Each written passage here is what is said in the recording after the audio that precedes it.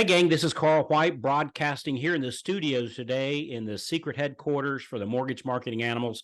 You're listening to Loan Officer Freedom, #1 podcast in the world today, because we find a cool way to get all the best guests on here.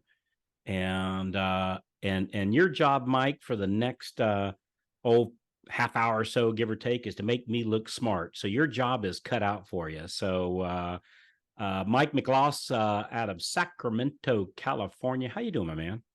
I'm doing great, Carl, and making you look bright is not difficult because you're that bright and handsome guy that happens to be married to the lovely Mrs. White, as I recall. My man, that you can always tell a good salesman or good salesperson by looking at their spouse. Isn't that And the truth? yeah, those of us that, what do they say, outkicked our coverage. It just means we're great at sales. So good to see you, brother. Hey, so you and I were both. Where were we at? We were at NAMBY, I believe it was, in Las Vegas here. I don't know, a month or so ago, something like that. And Yeah, the NAMB 50th convention. that's right. So NAM, National Association of Mortgage Brokers, Correct. in Las Vegas. Awesome group. They were kind enough to invite me out and share a couple things. And anyway, And you hit met it out you. of the park, Carl, because you drove home some basics that I think our industry forgets, and that is this is a relational business. You emphasize that. You also highlighted the fact that the vast majority of our business comes from client retention and staying in touch. People can't really know, like, and trust you if you don't stay engaged with them and have a conversation or a relationship. And you pointed that out, and then you pointed out the importance of getting face to face with realtors and broadening our scope a little bit. And I think you and I have always been, although you've been more successful than I, clearly, because you run the world's largest mortgage branch, perhaps. And I'm just running a boutique mortgage brokerage operation in Sacramento by choice. And but we've always thought go deep first, go into the relationships and fish in the deep pond where the fish are. Don't try and get spread out too thin and fish every pond and gully in that you pass by.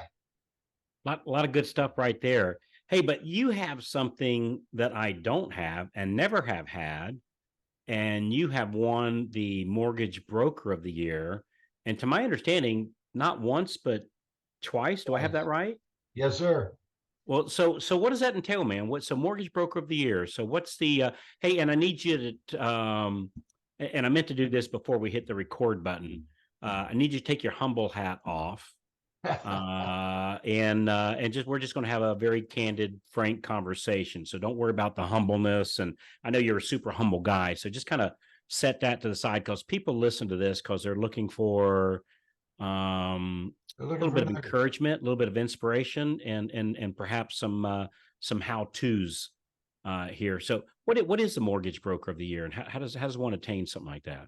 Well, this is a fairly new award for NAM, and they've actually only given it for 2 years now. It was a newly created award 2 years ago. So you could say you've won it every single year. I can, and the irony of that is that the first time I won it, I was in Southern California with someone we both know, the amazing Cindy Ertman, and Cindy is a coach and a dear friend, and so while I was at a retreat with 18 other loan officers that are high producing throughout the country, having conversation about how to get better, my team decided to nominate me for Mortgage Broker of the Year, and so they filled out the application, if you will, and turned it in, and I came back to a notice in my email that I was selected as Mortgage Broker of the Year for 2022. And I kind of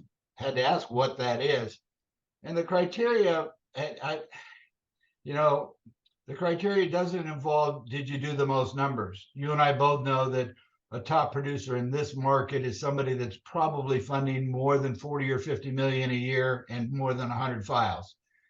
And not everybody hits those levels. In fact, a very small percentage of our industry does, but it's the other aspects of it too. It's the aspect of running a clean operation, having a very high credibility in your marketplace. I'm a 5-star magazine award winner 4 times in the Sacramento market as the top mortgage professional in my marketplace, things like that. And so it's it's the quality of your products in terms of how you present them to your clients. It's your relationships and the type of 5-star reviews you get, as well as production. So it's kind of they try and look at all aspects of the business, I guess. How long you been in the industry, Mike? Well, I've had Integrity Mortgage now for 27 short years. And I started this after going to a Promise Keepers convention in Oakland, and I firmly tell everyone, Carl, and I know you have some of these same feelings: faith, family, fitness, then financial focus, and your business is kind of under that financial focus part. If your business is first instead of one of those first 4 foundational aspects, You're in for then trouble. then you're a human doing. You're not a human being, and Yeah. you're going to have a much better life if you're a human being than a human doing. Yeah. So I started Integrity 27 years ago. It was basically myself, and then I had a colleague join me by the name of Mike Harris. So there were 2 Mikes, call Mike and get a loan. It was pretty simple for the first 8 years or so. And then when the major crisis hit, 2008 through 10, we brought on loan officers for the first time to try and defray costs, and made it through that storm, and then settled in. And I've had a very nice practice. I wasn't real involved in industry activities. I wasn't real involved in things like that, because I was more involved in my community. I coached my youngest son's baseball team for 2 years at the local high school, and managed to scoot out of the office every day from 3 to 6 for 6 days a week, and run a baseball team 8 months out of the year. And because you have a Legion ball in the summer, and it's that sort of thing. It's really, that's the blessing of this business, is we can make a credible amount of money by simply serving others. And you can, if you have good discipline, have wonderful other areas of your life. You can do the things with your family you desire. You can stay connected with and be present for your kids, and those things are important. I answered an ad this big coming out of UCLA to promote thrift and home ownership. For those that can't see this, I'm holding my fingers about a half an inch apart. And in that ad, it said, promote thrift and home ownership, college students welcome. And so I applied and got to work in a job in a savings and loan. Now, most people don't know what a savings and loan or a savings bank is, but when I came out of UCLA 50 short years ago, there were 110,000 banks and thrifts in this country. And now we're down to 4,300. You and I play a very vital role in our communities of delivering the pride and of home ownership and the first rung of wealth to families. And that used to be the role of a local thrift. And those thrifts were decimated in the 70s and the 80s. And so I went into the thrift business expecting to be president of a savings bank. I was chief operating officer of a 9-office company that we took to 35. I had 350 employees, 800 million in assets, and $1 billion in servicing for others. We went public, and then San Francisco Federal bought us, and then Chase bought them, and so on and so on. And now some of the bank branches I built are Yum Yum donut shops. So I mean, we've come full circle. Yes, we have. So I've always thought that that you mentioned about how you had the freedom to be involved with the ball with the kids and at the high school or junior high, and I've often thought that the freedom or flexibility we have is a blessing and a curse. It's a curse. It's a curse because we have the freedom to not do anything, right? Which I think a lot of people are feeling the repercussions of that right now. And then it's a blessing in that as long as we do some proactive let's call it business getting activity every day, that'll provide us a lot of freedom in our life that we don't have to we don't have to do that time at any one certain time of the day, or frankly any one certain day of the days of the week. And yeah, so it's wonderful having the choice, but oftentimes that actually hurts us. How do you stay focused? How do you stay focused? I think you'll agree with me on this, and I could probably learn a couple things about focus from you even. But quite honestly, freedom comes from the discipline. It's the discipline of knowing with intention what's important first.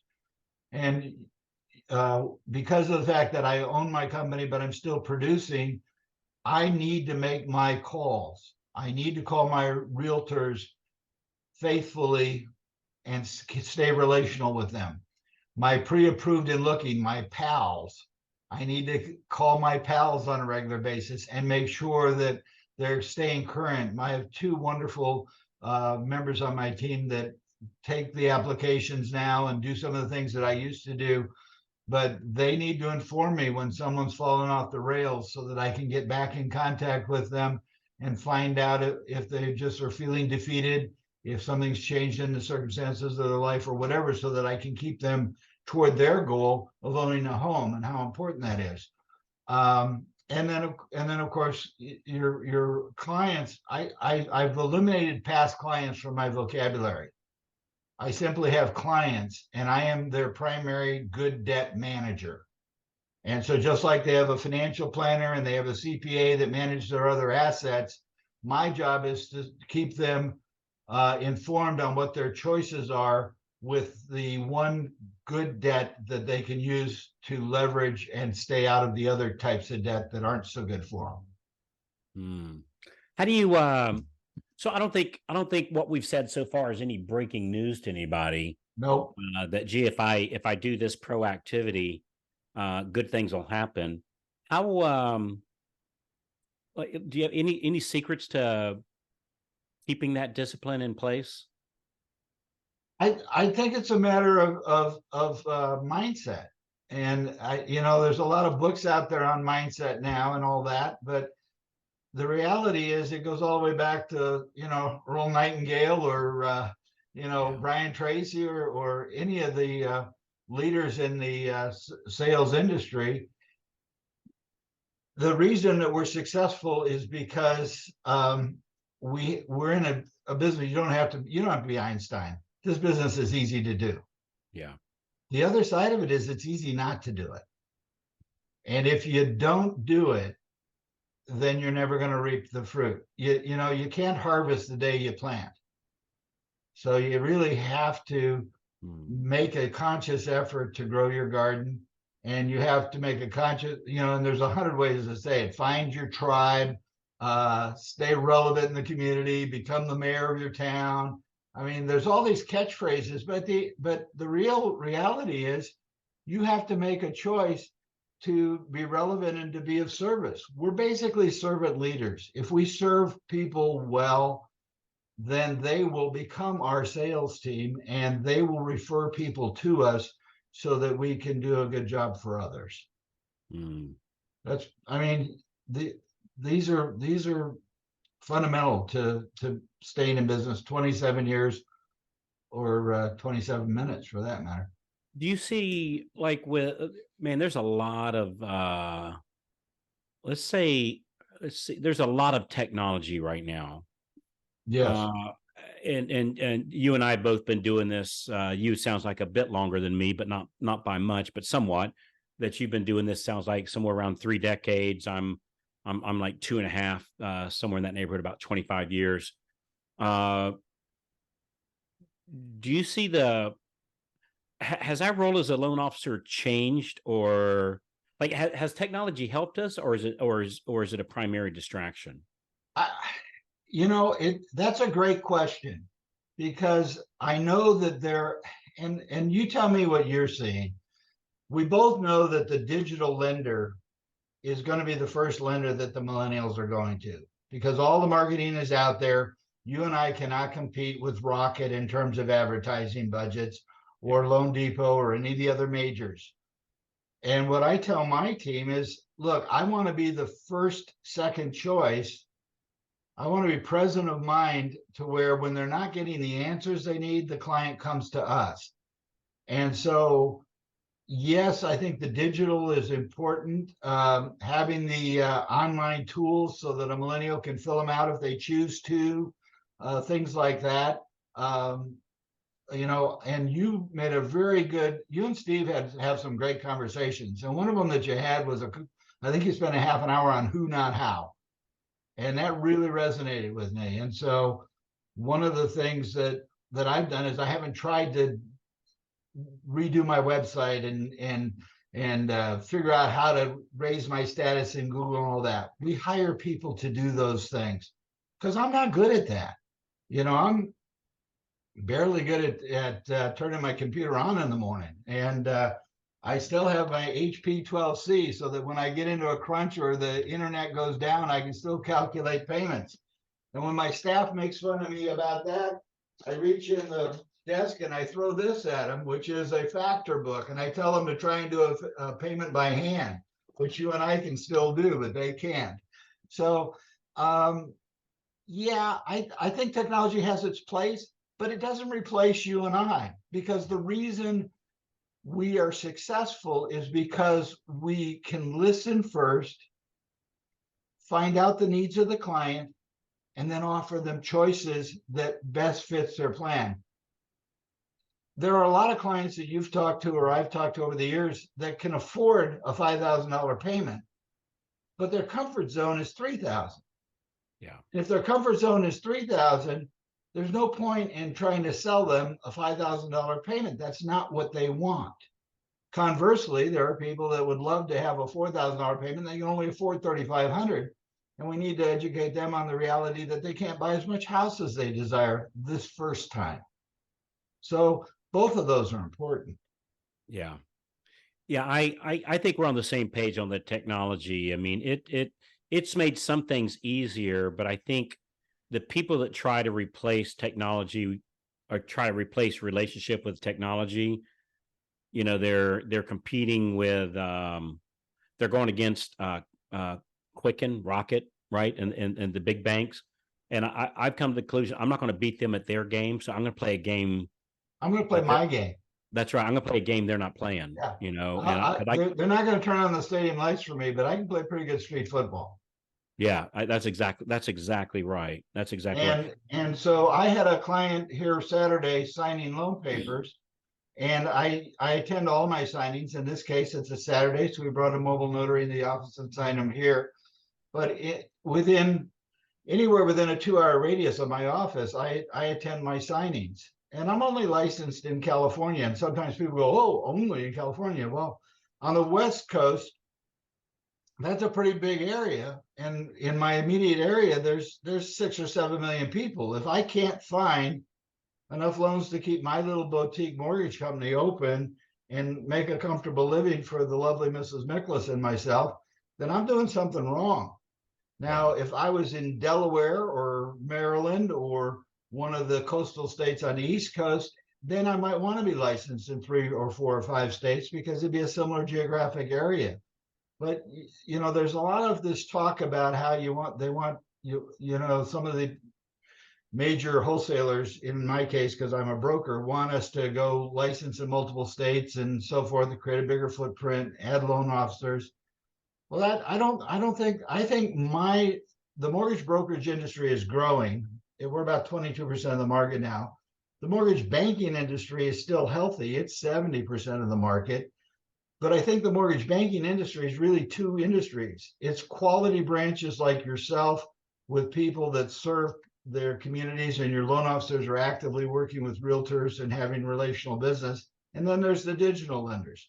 You're both under that mortgage banker umbrella. So I think that the model that you run will sustain itself in tougher times. And I still think we've got I call it a march of an undetermined destination and distance. We've got a march here for a while. with 7.5%, 8% rates. So none of us know how long that's going to be. Is there anything that you're having been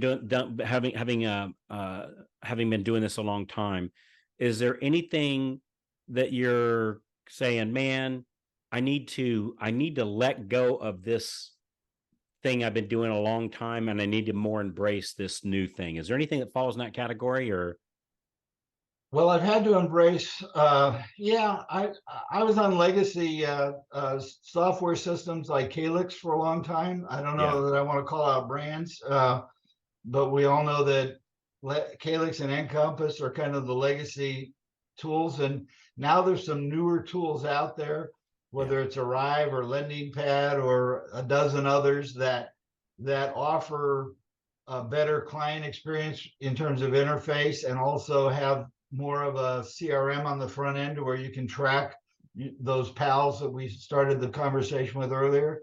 And those tools make it easier than having the slips of paper all over the desk, which I used to do to keep track of my people. yeah. I agree with you. Anything that we can, anything I can get where one thing does multiple things, that's kind of that's kind of the way to go. The way to go about it. Do you believe that there's or let me ask you, what habits, again, having done this for a long time, what habits have made you successful? Um, every morning I get up and I engage in some reflection and prayer. Then I read for about 20 minutes, something that's positive and non-fictional. Right now, I'm reading a collection of authors called Authenticity, which was a Jack Canfield collaboration, in part, as you know, because I'm in Jack's next collaboration. I have a book coming out in January that I was privileged to participate in called Success Redefined. And but I read a little bit each morning, and then I get up and I do some stretching and exercise for about 20 minutes, perhaps take a walk with my wife and our 10-pound four-legged Cuban exile, a little Havanese puppy named Fluffy. And then we come back and I'll have a little whole grain cereal. My wife and I will have coffee and visit for a few minutes. Then I hit the shower and then I get to the office. Typically, you don't have to be at the office before other people are going to return calls. But you might want to be at the office by 8 o'clock, square your day away, and be prepared, to engage in active conversations with clients in a positive frame of mind every morning. And again, I've heard that many ways. You've got a great program, Thor's Hammer, and there's some others out there, Win by Noon, and there's ideas that are all on the same thought process, which is take care with intent of the relational side of your business first, and then work on the files and the solving of problems. I tell my team, don't interrupt me in the morning when I'm doing my client relationships, because everything that you has come to your attention, if there's an issue, it's a correctable error. We just have to take it and turn the prism and take a second look at it. So don't get all bundled up in the day-to-day minutia of the business, because the first purpose is to be of service to our clients. So we need to do that first. Man, I love that. I've always thought that the area of my business I need to be the sharpest on. I need to do that first thing in the morning. I'm a morning person, so I need to whatever time in the day we're our sharpest. Work on the client relationship part, whether that client's the actual borrower or maybe it's a referral partner. Work on that first thing in the morning when I'm sharp, and then the pay stub stuff, where I don't need to be as sharp, per se, is more in the afternoon. What would you say, or is like, I don't know, and I'm going to say top three, but maybe it's two and maybe it's one. But what would you say the top three skills needed to be to be a successful loan officer? You got a loan officer just getting in the business, and they say, Mike, give me three things to focus on. Well, it's funny you should say that, because the two people that I have on my team, neither one of them knew mortgages, could even spell mortgage. I say that not fair to them. They can both spell Yeah. very nicely, but they one came in the business after 22 years in the Coast Guard. The other came in the business after 20 years in insurance. And the insurance industry is getting decimated right now. And this is a very capable woman. And I told them both, I said, the first thing you need to do is have confidence that there isn't a question that's going to get posed to you that you can't find an answer for. Mm. You don't have to know the answers. You have to be willing to have the humility to say, I'm going to go find that out. What's today's loan limit? What's today's interest rate? It doesn't matter what the question is. The answer is, I would like to make sure I give you a good piece of information. So let's answer that in a few minutes. I'll come back to that. Don't be afraid to humble yourself with the client, because sincerity and authenticity is more important than knowledge, because that breeds empathy, and empathy breeds success. I like that. I like that. So hey, what do you give me one more thing? The other is you do need to learn your products. You need to know that you can give a 4% gift on a VA loan, or that the limit on an FHA for a seller credit is up to 6%. And you need to know why those are important.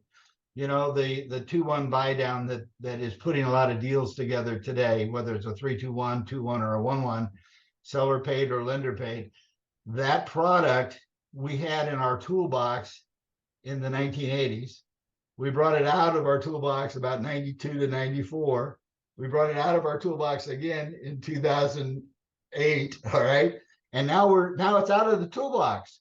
Well, that's because the tool works in this environment. Interest rates were raised 15 times in the last 18 months. So knowing when the tool belongs in the toolbox and when to bring it out is just part of this business. So listening for trends, and if you don't know what it is, asking why it's important. I have realtors that think that's a brand new tool. I get amused, because obviously you and I have used that tool more than once in our careers. Yeah. It's funny. I find, we have the same, I don't know, probably 9, 10, maybe probably between 8 and 9 of the same issues keep coming up year after year after year after year. And it's just finding what's the tool to overcome that obstacle.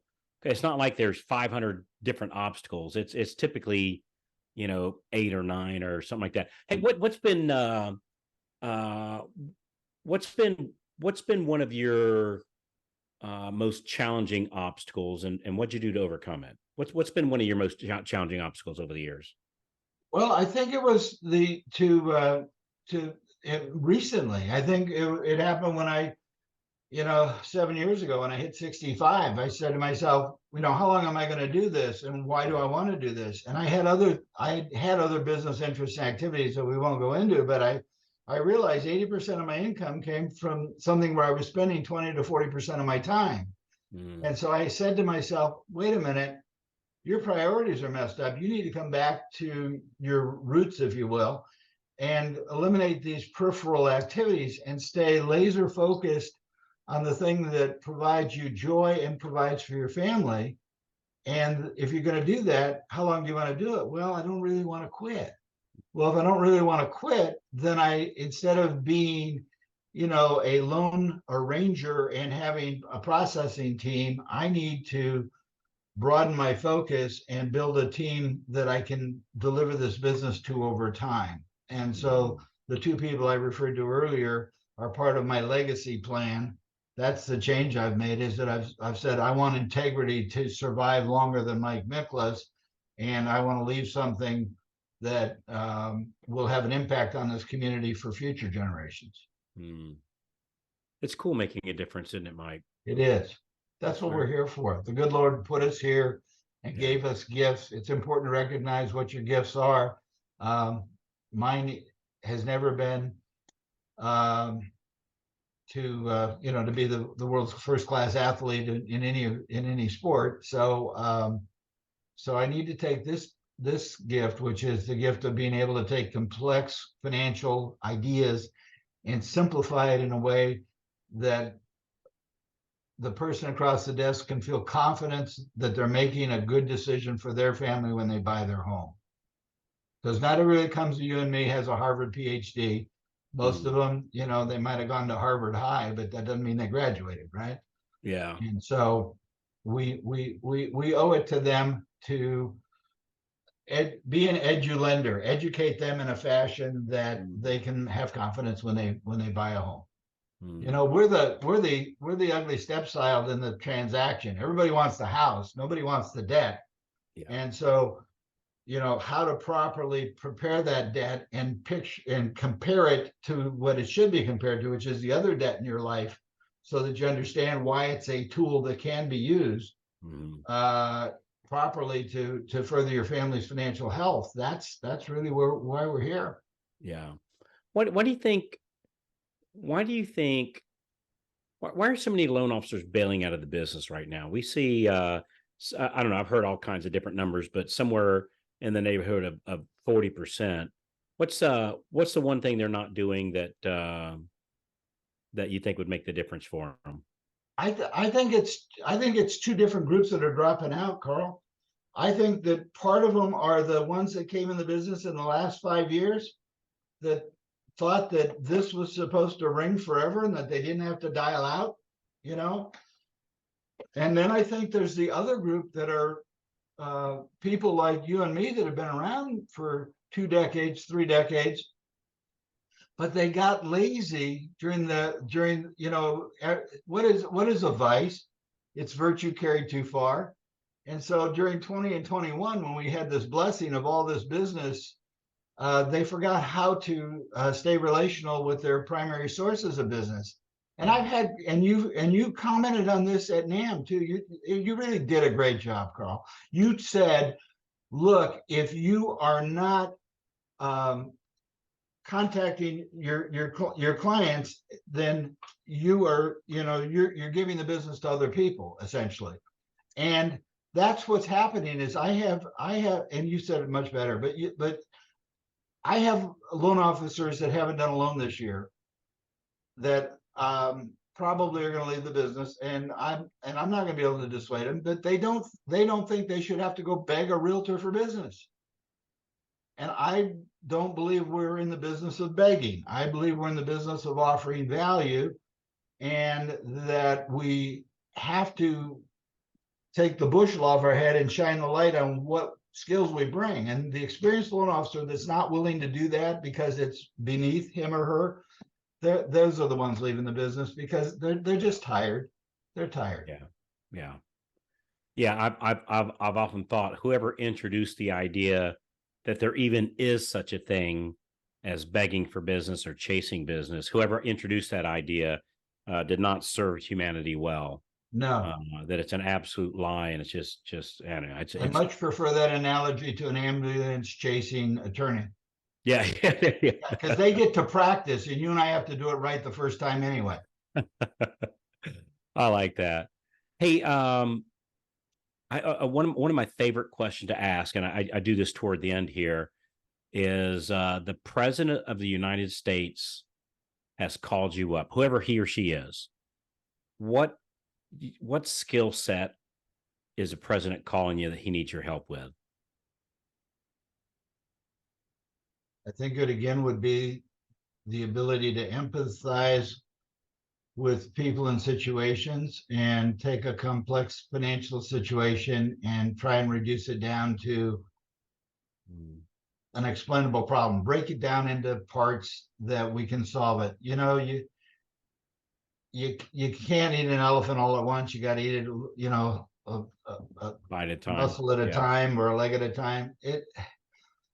I think if the president was to call me, it would probably be because they heard that I have a capacity to take a complicated problem and sort it out and come up with maybe 1 or 2 steps that could put us back on the right path to solving it. I like it.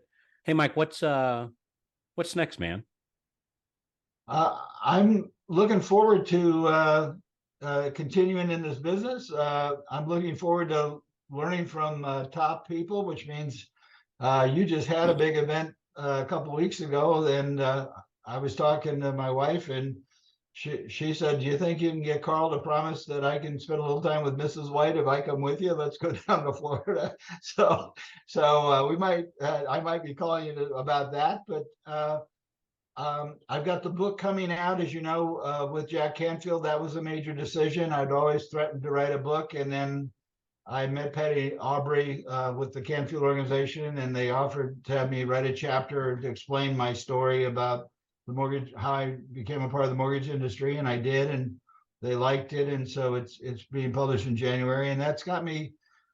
And you've done several books, and one of them was a collaboration of loan officers from all over the country. This might be a good time for you to put together a group of those folks again, because we've got some people struggling all over the country, and maybe you and I can identify 20 positive stories to put a collaborative loan officer book together for loan officers. But the project I'm working on right now is I'm writing a book on what you need to know as a first-time home buyer, and I'll probably self-publish it, and we're going to offer it as a gift through my realtors to anyone that's looking to buy a home. If they give me a name, an email address, and a phone number, we'll send them the book. So I'm working on that. Yeah, books are good opt-in tool. So good stuff, man. Hey, Mike, is there something I should have asked you today that I didn't? I can't think of anything, Carl. We kind of chewed the sock all the way around. So I I think appreciate you very much. You asked very thoughtful questions, and made me think about it. All right. Well, Mike, I appreciate you being here. Hey, for our friends, thanks so much for being a part of what we do, and thanks for being here on the podcast. And man, one thing that Mike and I would ask you is just forward the episode to 3 of your friends. You think somebody needs some inspiration, maybe a little push for a little perspiration. We'd appreciate it if you would forward this episode to 3 of your favorite loan officer friends. And that's it. So that's it for this episode. And appreciate again for all the great reviews. That helps get the word out. And we'll see you on the next episode of Loan Officer Freedom. Thanks again, everybody. Bye-bye.